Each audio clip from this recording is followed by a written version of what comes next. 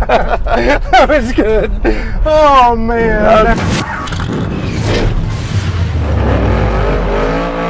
What's up everyone, I'm Dwayne and I'm a dude with an Autotude. Today I'm here with my friend Joe showing off his 1971 Oldsmobile 442 W-30. Are y'all ready for this? Let's get into it. Hey Joe, thanks for meeting us today. Thank you, Dwayne. Nice to see you. Tell us about your Oldsmobile. It's a 1971 442 W-30. I've owned it since 1990. Thought I'd have something done with it by now, but I haven't, so that's gonna be happening soon. The car is one of 810 hardtops built. Even though it's not in it, I do have the matching number drivetrain for it. Scattered about my garage and shed at my house. First bought the car, didn't run very good, got it running, decided to start racing it, so I bracket raced it out at Wichita International from early 90s to late 90s, and then I got bored with that and started doing other things, and maybe my young kids had something to do with that too. It's a pretty simple car, doesn't have a lot of options: air conditioning, automatic, and rally pack. That's AM FM stereo radio. That's probably about the only options the car has. The sport wheel did not come on the car. I added that. I'll go back with the stock wheel. So it sounds like you have future plans to maybe restore it back with the original drivetrain. And I'm going to restore it to original as best as I can. And I hope to get started on that this fall. Well, it sounds like it's a rare model, being a W-30. A W-30 is, a lot of people don't know what that means, but most people know what a GTO Judge is. This would be Oldsmobile's version of a 442 Judge. The 442 was the high performance model. And the W-30 was the ultra high performance model. It got different heads, aluminum intake, different curve on the distributor, different carburetor. The air conditioned cars got the same as a regular 442 automatic and the same camshaft, but they still ran pretty hard. Looks like the original paint job. Pretty much. Body looks pretty good for this many years old. Most people would see this as a show car. To me, that's nice. And it looked about like this when I bought it in 1990. Except it had mismatched wheels on it. The guy wanted to keep the wheels. I said, yeah, I don't need those aftermarket wheels. He gave me all the parts that he had saved, put the OW transmission back in it for me, and it still worked. And in fact, I raced this car. That was another W-30 part, was the OW automatic turbo 400, 323 posi, and like I say, it worked pretty good. I actually spun a bearing in the original motor, so I built a different motor at that time, and it runs really well. I've got it kind of detuned now just so it'll run on pump gas. Right. But the thing basically is mostly sat for the last 25 years. I probably haven't put 1,000 miles on it in the last 25 years. It took me a little bit to get it going last spring. Just had to do some things with the tune-up and fix the gas tank, because the gas tank stopped reading, and I don't like driving a car with a gas tank that doesn't work. No. So just did some things like that, and got it to where it's drivable, and it'll still fry the tires. This hood, is this an original hood? Yes, that was another part. This is the W25 option hood. You could get this on a Cutlass. It came stock on the W30, and what it is, it's a forced air hood. It is fiberglass on top. It's got a steel undercarriage. And this is a factory, the logs? Yes. Yeah, this Oldsmobile, cool. Man, it's like nice Chevrolet, you know? Yeah, it's pretty cool. So, I've never seen that on a factory vehicle. So you can see that that's where the hood scoops come in here. Now this is not the original air cleaner. Actually, that's the inside cap, but I've got the original air cleaner for it. It had a vacuum operated flapper that when you jump on it, it opens the flap and lets cold air come in. Oh, okay. Car was built in January of 71, the third week, and I believe that 1/18/71 is probably the day it was scheduled to be produced. So they marked it and maybe the part and put it on the car? Well, I think it was probably already on the car, because you can see by the silver overspray that this car, I mean, the hood, these hoods would have, the metal would have come black. Right. But they got overspray, and they got quite a bit of overspray on it. But anyway, like I say, fiberglass top, metal underneath. metal frame. So, and it's not very pretty to look at underneath here. Well, this is like we discussed, you're wanting to document what this looks like now because you're going to go through it, start on it this fall. Right. And we're going to do an update video. Yes. May not be right away, but we're going to do an update. It will. I hope I hope you're still doing this in 5 or 6 years because it may take that long. I will. I will be. So I'm going to be around. Nobody's getting rid of me. I'm just kind of glancing at your bucket seats. Did they all come out with buckets in the 442s, or was there anything in the interior? Actually, it did come with buckets, but there were cars that were ordered bucket seat delete. And so they were full bench? A bench seat, both with either a 4-speed on the floor with no console, or a friend of mine had a 70 W-30 that was bucket seat delete, bench seat, column shift. Old school. Yeah. So, and it was still W-30. I actually saw one time that was a stripe delete car. It had the stripes on the hood, but it did not have the stripes on the side. Oh yeah, that's and they had put factory door protection moldings on them. Were they black, or did they just do it on the door? No, well, it was on the door, and on the door, and at least this part of it. Right. It's been a long time. I saw that car back 30 plus years ago, so the memory's not completely clear. I actually saw a picture of that car on Facebook not too terribly long ago. Wow. I didn't look that closely at it, but yes, it was a stripe delete W-30 442. That's pretty cool. Is that what you'd call a sleeper? People can't. Yeah. Well, most people don't know what the W-30 is anyway. It still had the hood scoops, and it still had the W-30 in it. So yeah. But I think back in the day when people saw W-30, they knew it meant something. Yeah. At least if they were out on a regular basis. Right. Here around Wichita, they just didn't sell that many Oldsmobiles. So something that stands out to me whilst looking at it at this angle is the quarters. The line on the quarters, that's unique to Oldsmobile. Yeah, it's based on the Cutlass body. I mean, that's what they look like.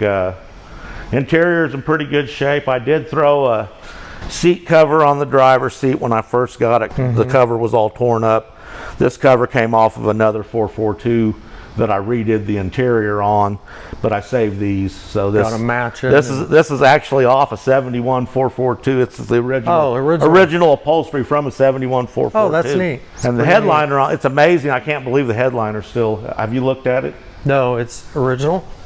Yeah, it's original, and it's wow. It's nice. I don't know if I'd take it out to even read. Yeah, well, we'll see. Unless you got to do something. Well, I got to do something with the top because there is a little bit of rust getting started. Well, I mean, it's not bad, but you can see it bubbling up along the edges here. I'm going to have a little metal work done there.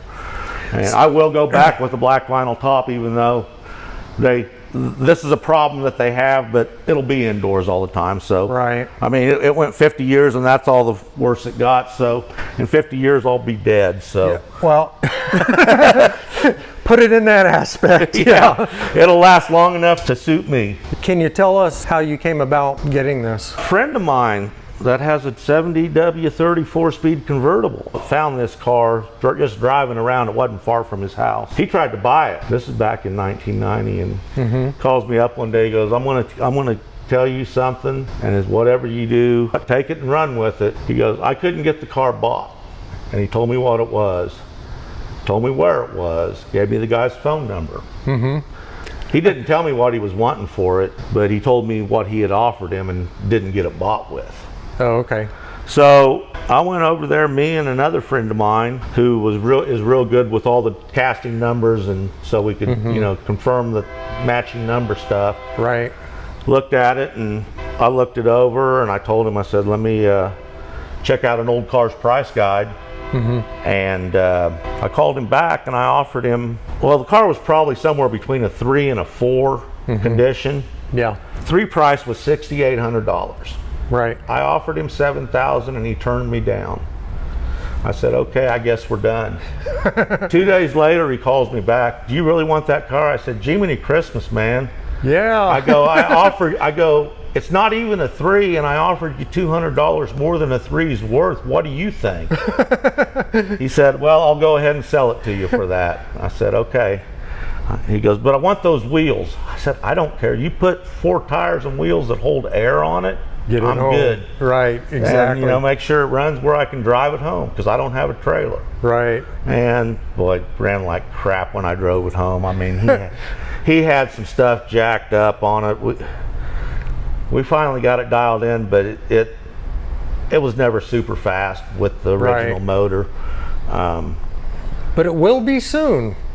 Well, no, it'll run pretty good, I'm sure. Oh, it runs right now. It runs like a screaming ape. I don't know if it'll ever run this good with the original motor. It'll be cammed about the same. The tune may just be a little bit different because I want it to run on pump gas. This thing, when it's really tuned, you got to have some racing gas with it, because this motor, it's got some flat top pistons in it, and it's high compression. And so I've got it detuned so it will run on pump gas, but it'll be fine though, because it's going to be an original low production car. Right. And that's what you want. Numbers matching back the way it was. It'll be like a numbers matching back the way it was, and hopefully when I tear it apart, I will find a broadcast card. People have been finding them behind the passenger seat. What is that? It's basically an assembly line, and it's just a card. Basically tells the major options on it, like tells what color the interior was, what color it was painted. If it's a W-30, it'll say W-30 on it. That way you can just put it back and follow the guide. But I mean, like I say, I've got the VIN derivative on the OW transmission. The VIN derivative on the engine block matches the VIN on the car. Correct date coded and ratio code is correct for this car. I did talk to the original owner, who only had it about 6 months when I first bought it.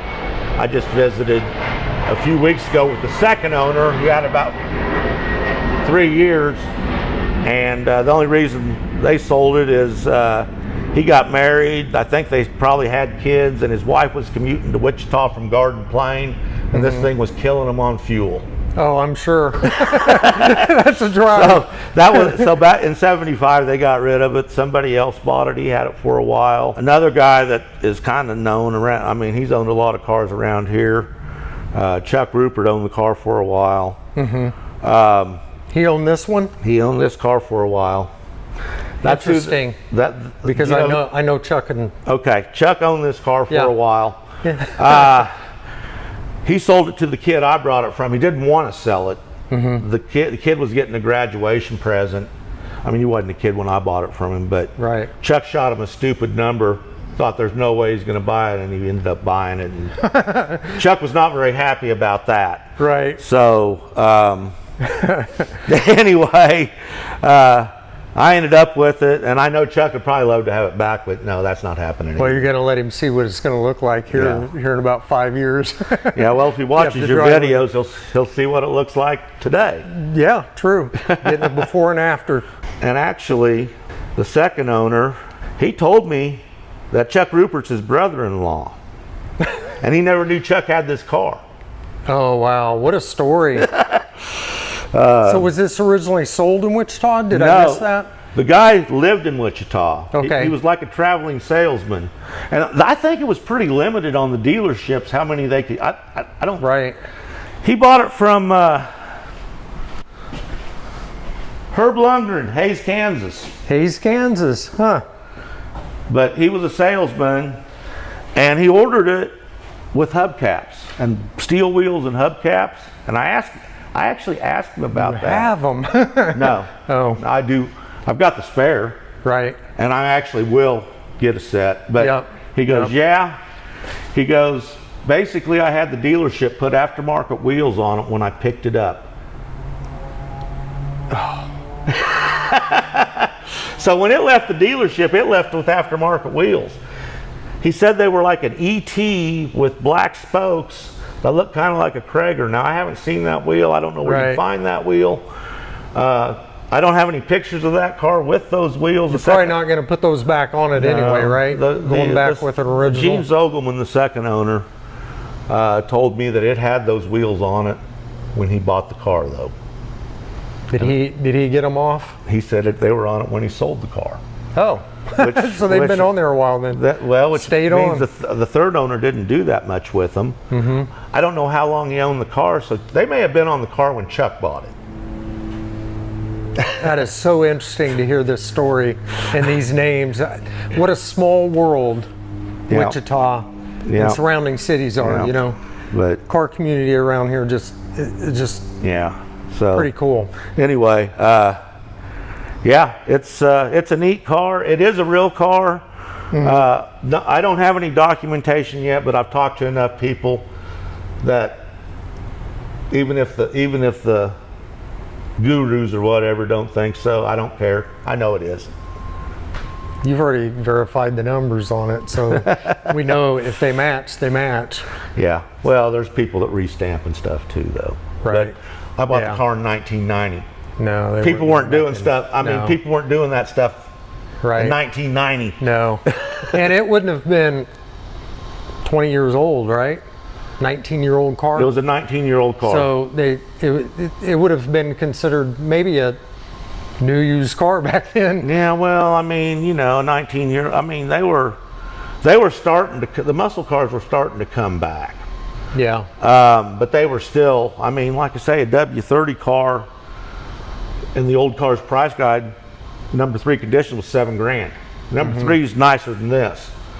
Pretty nice driver car. Right. And that was back then. That was bought it in the 90s. Yes, yes. And this car wasn't that nice, but I wanted the car. Right. And luckily you got it and you still have it. So I'd like to hear it run and maybe take a ride in it if you don't mind. Well, yeah. Start it up. Let's do that.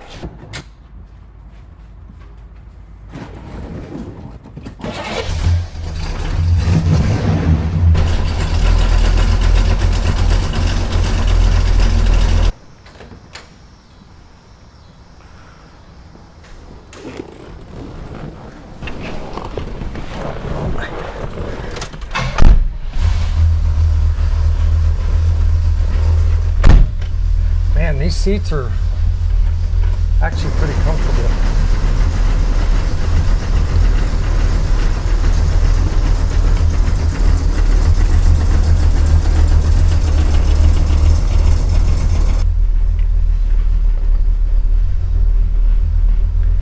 It's the first thing I notice every time I get in someone's car is the difference, how comfortable they actually were back then. Yeah, this one's leaning back a little bit. So, okay, I'm past the camera. Okay.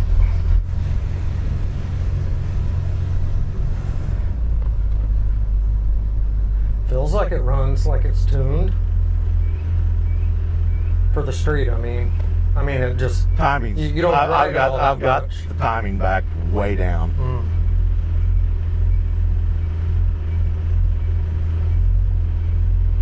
So what size carburetor are you running on this?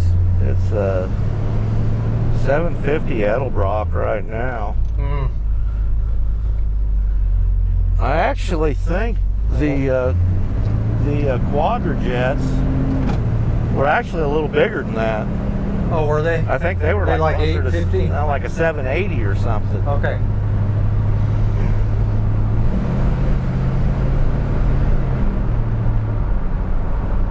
Kind of neat to see that hood. Yeah. The double scoops. The hood's pretty cool. Is there a name for that hood, or? It's just a Ram Air hood or a W25 hood. Okay. They don't slow down, do they?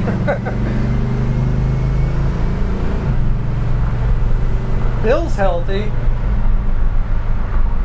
Yeah, it's you know, I really didn't know what I was going to do with this motor when I restored the car. Yeah. So now I do. I mean, because you don't get anything for them.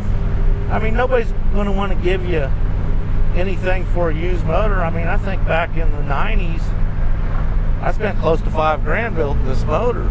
Oh yeah, you don't want to. And you know, you might, if you're lucky, somebody might give you 2. Right. So it's going in your wagon? It's going to go in the wagon. All right. Well, I always thought, I mean, it's kind of funny. I'd actually you know, I'm thinking, well, if something ever happens to the motor that's in here, I probably just ought to put that motor that's in the W-30 in it.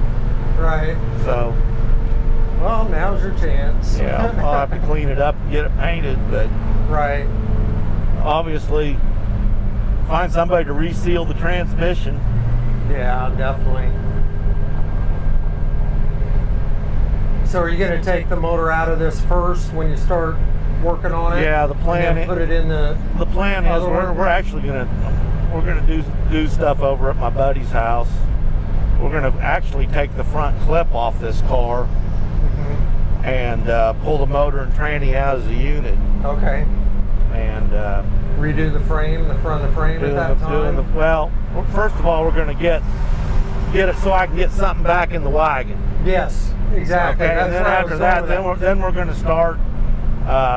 Like I say, I'll have to get started on finding somebody to build the motor in the for the W-30. W-30, and I've already got somebody located.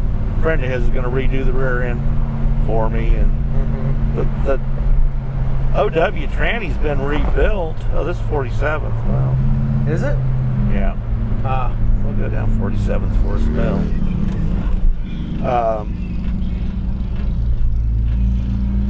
But it's been rebuilt for so long and sitting around, I want to have somebody go in there and make sure nothing's rusted.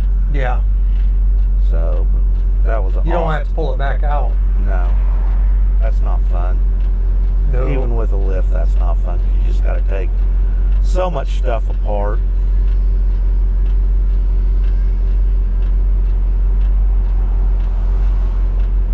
I like the dash. It just has the simple 3 gauges across there, the big gauges. This factory rally pack, that's got a tack and a clock. That's a tick-tock tack. All in one.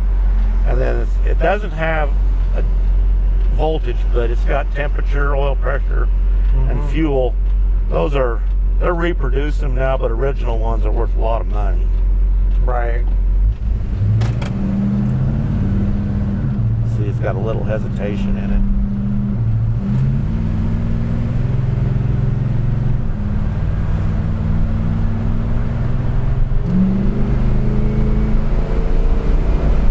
It didn't downshift. Even has the wood.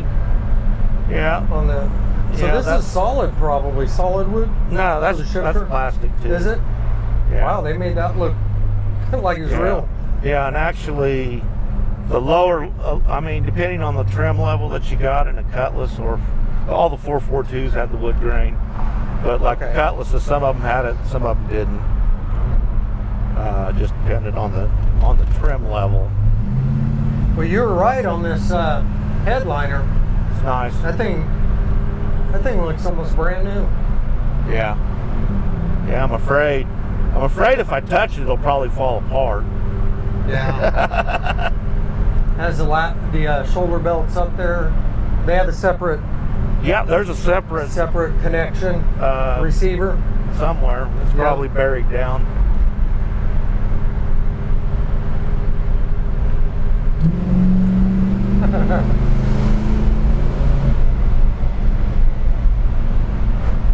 Pulls pretty good for having, and that's already in 3rd gear. Yeah, that's in drive. It's not kicking down. I think it's going too fast. I need to slow down a little bit and make it kick into that passing gear. So something I noticed that's different with some of the other models of cars around this year is that most of the steering wheels were 3-legged. This one actually has 4. Yeah, the sport wheel. Yeah. Actually, I don't like it because it blocks the view of your tack. Oh, the angle that they're if you're going straight. Yeah. So I just observed that. I hadn't noticed. My wagon is. I actually put a Corvette steering wheel on it because it was 3-spoke. Oh. And had a fake walnut wood. Yeah. But. Well, hopefully I get to ride in that thing soon. Yeah. Too. Well, like I say, I mean, the way things come together, we're probably talking late spring, early summer at the earliest. Yeah. I'll let you know. Yeah. but okay.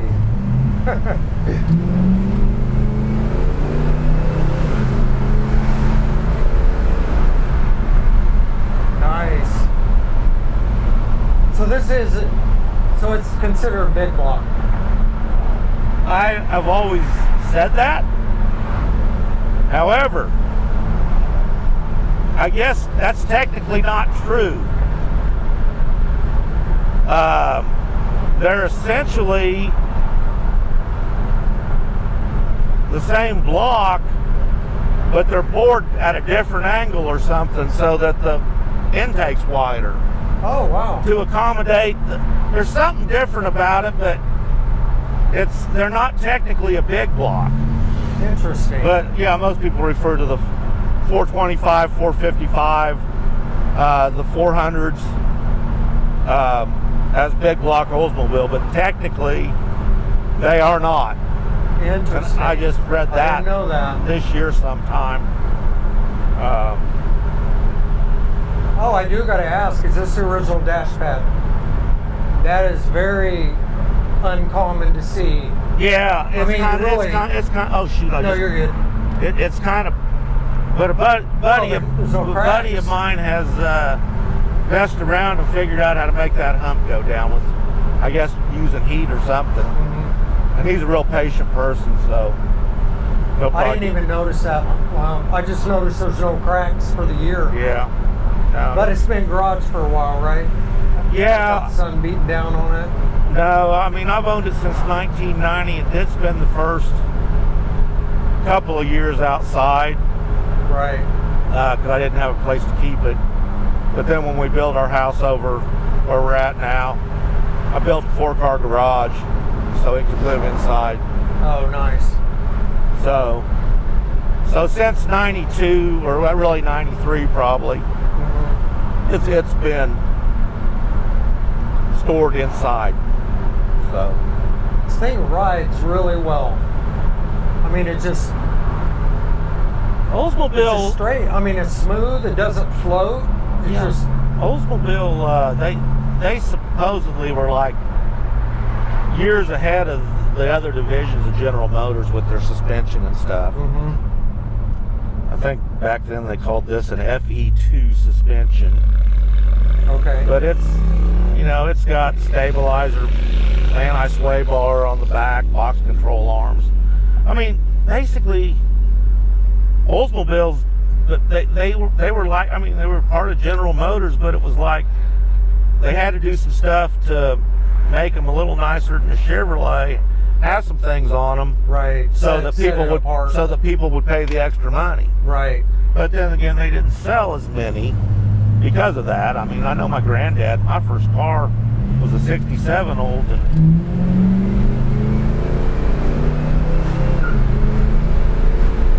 It's got a chirp. It doesn't feel it sucks you back in the seat. Yeah, and that's not even kicking down. That's like leaving in third. That was like third gear. Right. Like I say, I'd want to have some adjustments made on this transmission before I use it in the wagon. Because that's one thing I didn't like about it is it shifts too early with that OW. That thing would run up to 4,600 and shift like clockwork every time. When I had that in, I raced the car and drive. It would actually work quicker letting it shift itself. Instead of you.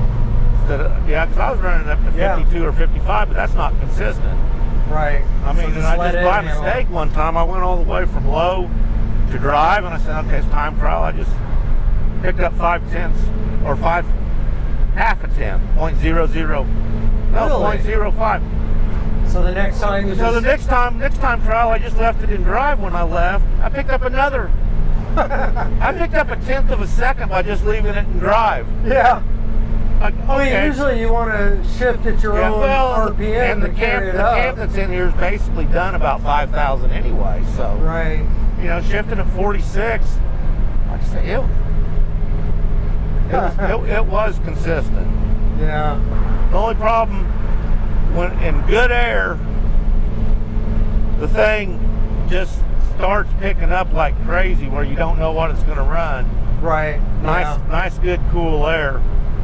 I mean, there was one, I mean, the time this car ran the fastest was it was an October night at like Nostalgia Drags or something at International. And it was a nice cool day, and it wasn't real, the air wasn't real thick. The thing was running better during time trials than it ever had. It was running like, I ran a 1349, I think, the last time trial. It's like, but it had been picking up all day. Oh, I wow. dialed it at 1339. Uh-huh. I lifted at the first mile an hour light and still broke out. Oh, with a wow. 1337. It must have been the right conditions. Yeah, so I lost. Well, that's bracket racing. Yeah, that's bracket racing. Even though you were quicker. They actually let me run a time only right after I lost, and I said, man, that car's never run that. I got to see what it did. And ran a 1338, so, I mean. It's getting down there. Those are little 26-inch slicks. The 323 original rear end and that OW tranny. This is the 373 12-bolt Chevy, and Posy. yeah. It I don't know. It actually seemed like it slowed it down. And I've heard Oldsmobiles, especially mostly stock Oldsmobiles, don't like a lot of gear. So, like I said, I think that 323 worked a lot better. But I didn't want to blow it up. You know, you got number matching parts. Oh, yeah. You got to be careful on that. This thing shifts nice. It shifts kind of hard, but It does, but it gets some tire chirp out of it.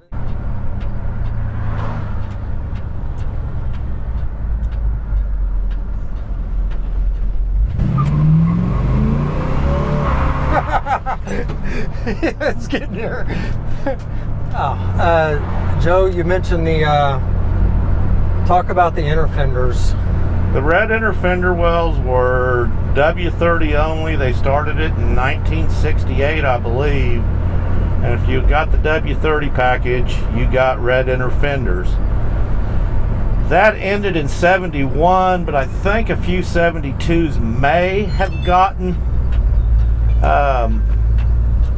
red inner fenders because just to use them up. But there are 72 W-30 cars that have black fenders, and they are correct. So you'd have to talk to somebody a little more knowledgeable than me. Now they're all fiberglass? No, they're just plastic. Oh. Okay. Yeah, the black ones are plastic, the red ones are plastic. They're the same fender well, just red plastic instead of black plastic. Yep. For you. Joe, I appreciate you taking the time. This was fun. Yeah. Sorry for all the. No. I'm sorry for all the troubles, man. No, it was fun. I haven't really ridden in a Cutlass since my uncle had passed years ago, and with his Cutlass, so it's kind of cool.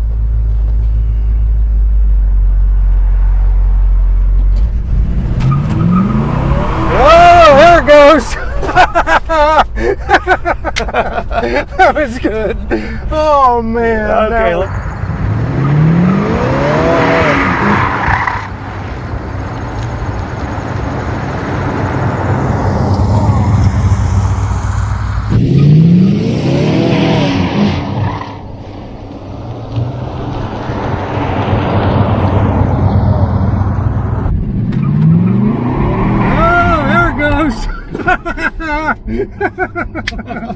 That was good.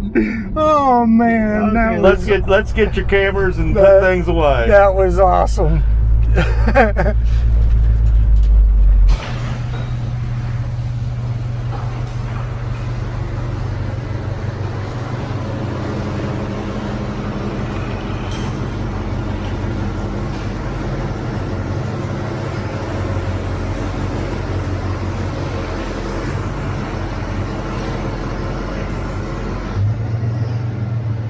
All right, everyone, we just got back from a ride in this 1971 Oldsmobile 442 W-30. I want to thank each and every one of you for watching till the very end of this video, and I want to thank Joe for sharing this cool car. If you haven't done so yet, please click that subscribe and like button below, for that's the best way to support my channel. Anyways, I hope you all enjoyed this one. We'll see you next time on Dude with an Autotude.